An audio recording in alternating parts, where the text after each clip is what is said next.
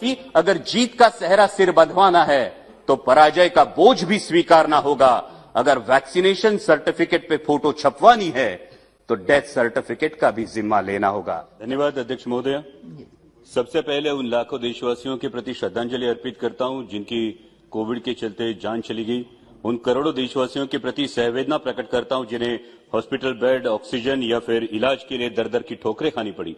और उन तमाम डॉक्टर्स, पैरामेडिकल स्टाफ, सफाई कर्मचारी और आशा वर्कर्स के प्रति कृतज्ञता व्यक्त करता हूं जिन्होंने इस संकट का डटकर मुकाबला किया। हम सब जानते हैं कि पूरे विश्व के साथ देश पर भी ओमिक्रॉन वेरिएंट का खतरा मंडरा रहा है और इसीलिए राजनीति से परे होकर हमें हमारे कोविड रिस्पांस का तटस्थ परीक्षण करना अत्यावश्यक है। हमने शुरू से ही इसे कोरोना के खिलाफ जंग कहा है और उसी दृष्टिकोण से यह परीक्षण करने का मैं प्रयास करूंगा। कोई भी जंग जीतने के लिए कुछ नियमों का पालन होना अत्यावश्यक होता है। जंग का पहला नियम है वो अपनी रणनीति तय होना। तो हमारी रणनीति क्या है? क्या हम इन्फेक्शन कंट्रोल करना चाहते हैं या हम डेथ कंट्रोल करना चाहते हैं या फिर दोनों?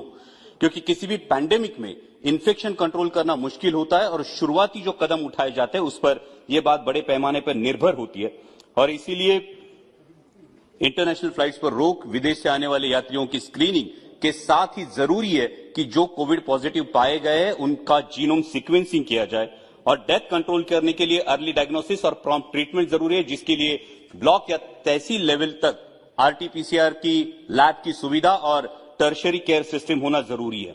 जंग का दूसरा नियम होता है सेनापति का डटकर मैदान में खड़ा रहना। माननीय प्रधानमंत्री जी के नेतृत्व में हम ये जंग लड़ रहे हैं तो मैं उम्मीद करता हूं कि आने वाले कुछ स्टेट इलेक्शन के बावजूद भी हमारे सेनापति कोरोना के मैदानी जंग में हमें डटकर खड़े दिखाई दे, न कि इलेक्शन रैलीज में।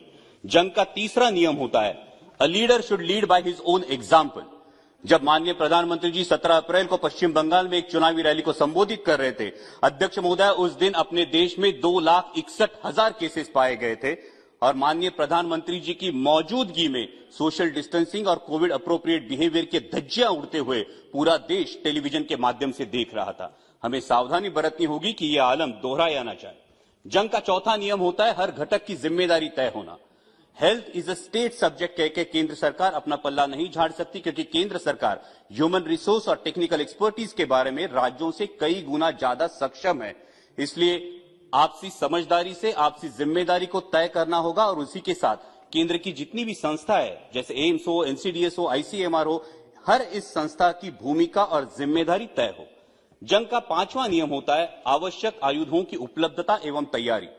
हमारी टर्शियरी हेल्थ केयर सिस्टम सक्षम बनाने के लिए अध्यक्ष महोदय सिर्फ मास्क, वेंटिलेटर, ऑक्सीजन प्लांट या पीपीई किट आवश्यक या काफी नहीं है, उसके लिए बहुत ज्यादा जरूरी है स्किल्ड मैन पावर का होना। इस पर हमें ध्यान देना चाहिए और उसी के साथ डॉक्टर्स की ट्रेनिंग और अवेयरनेस भी जरूरी है ताकि इनडिस्क्रिमिनेट यूज ऑफ मेडिसिन या पोस्ट कोविड या पोस्ट ट्रीटमेंट कॉम्प्लिकेशंस जैसे म्यूकरमाइकोसिस देखा गया और vascular necrosis of femur head देखा गया, इन कॉम्प्लिकेशंस को टाल सके।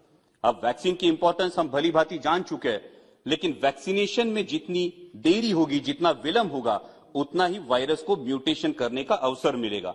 और अध्यक्ष महोदय, ये बात मैं गौरव के साथ बताना चाहता हूं कि कोविशील्ड का उत्पादन करने वाली जो सीरम इंस्टीट्यूट ऑफ इंडिया, ये जो कंपनी है, ये मेरे चुनाव क्षेत्र में और सबसे ज्यादा वैक्सीनेशन का परसेंटेज जहां देखा गया है वो हड़पसर विधानसभा क्षेत्र भी मेरे चुनाव क्षेत्र में।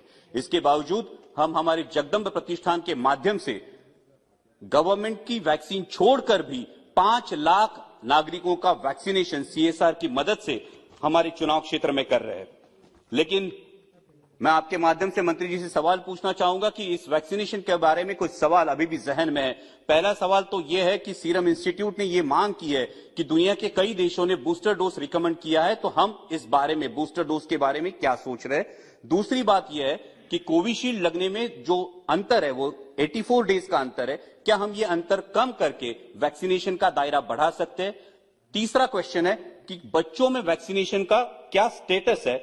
और जंग का छठा नियम होता है जो बहादुरी दिखाते हैं उनकी सराहना करना। मैं माननीय प्रधानमंत्री जी की, माननीय स्वास्थ्य मंत्री जी की सराहना करता हूं और उसी के साथ हम सब जानते हैं कि महाराष्ट्र बहुत बुरी तरह से आहत था, लेकिन महाराष्ट्र के मुख्यमंत्री माननीय उद्धव जी ठाकरे, डीसीएम माननीय अजीत दादा पवार और स्वास्थ्य मंत्री राजेश जी टोपे ने जो काम कर दिखाया है वो काबिले तारीफ है। और इसी के साथ कुछ प्रशासकीय अधिकारी जैसे हमारे औरंगाबाद तथा संभाजी नगर के म्युनिसिपल कमिश्नर आस्तिक कुमार पांडे ने सुपर स्प्रेडर स्क्रीनिंग से लेकर स्मार्ट एम्बुलेंस तक कई ऐसे कदम उठाए जिनको देश भर में दोहराया गया। हमारे मुंबई के कमिश्नर इकबाल सिंह चहल ने मुंबई की पॉपुलेशन डेंसिटी और केस लोड को मद्देनजर रखते हुए भी अध्यक्ष महोदया ऑक्सीजन की बिल्कुल किल्लत महसूस नहीं होने दी और एक सक्षम पब्लिक हेल्थ सिस्टम क्या होता है इसका उदाहरण पेश किया। हमारे पूना के डिविजनल कमिश्नर सौरभ राव ने प्रोएक्टिव मेजर्स लेके ड्रग्स और ऑक्सीजन की ऐसी उपलब्धता कराई कि आसमान को छूने वाला डेथ रेट उन्होंने बहुत अच्छी तरीके से कंट्रोल किया। इन सभी प्रशासकीय अधिकारियों, इन जैसे सभी प्रशासकीय अधिकारियों की मैं सराहना करना चाहूंगा। और सातवां और आखिरी नियम जंग का होता है जंग के अप्रत्यक्ष जो परिणाम है उनका ख्याल करना। जैसा हमने देखा कि कोरोना के चलते कई कंपनियां, कारोबार ठप हो गए। अभी आंकड़े सामने आए कि 20,000 कारोबारियों ने अपनी जान दे दी। कई कंपनियों ने अपने एम्प्लॉयज में कटौती की है। उनके भविष्य के बारे में हमें सोचना होगा। इस दौरान बैंकों ने ईएमआई में आम आदमी को कोई सहूलियत नहीं दी। अगर दोबारा ऐसे संकट का सामना करना पड़े तो इस बारे में सर्वांगीण विचार करना होगा। आज भी देश में ओमिक्रॉन को लेकर एक पैनिक सी है। अध्यक्ष महोदया, मैं माननीय मंत्री जी से आह्वान करना चाहूंगा कि इस पैनिक के बारे में एक स्पष्ट सूचना अगर देश को मिले तो देश में जो कारोबारों में जो भी पैनिक तैयार हो रही है, आम आदमी में जो पैनिक तैयार हो रही है, उसे राहत मिले।